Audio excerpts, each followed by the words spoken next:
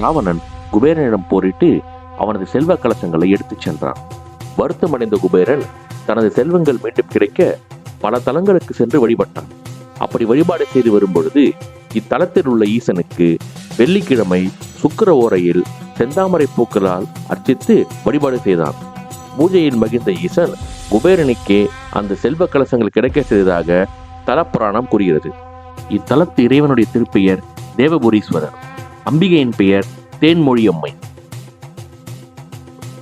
பன்னிலாவிய மொழியுமை பங்கன் எம்பெருமான் விண்ணில் வானவர் கோன் விமலவன் விடையூர்தி தென்னிலா மதி தவழ்தரு மாளிகை தேவூர் அண்ணல் சேவடி அடைந்தனம் அல்லல் ஒன்றிலுமே என்று திருஞான சம்பந்தர் இங்கு இருக்கக்கூடிய இறைவனை வணங்கி போற்றுகிறார்.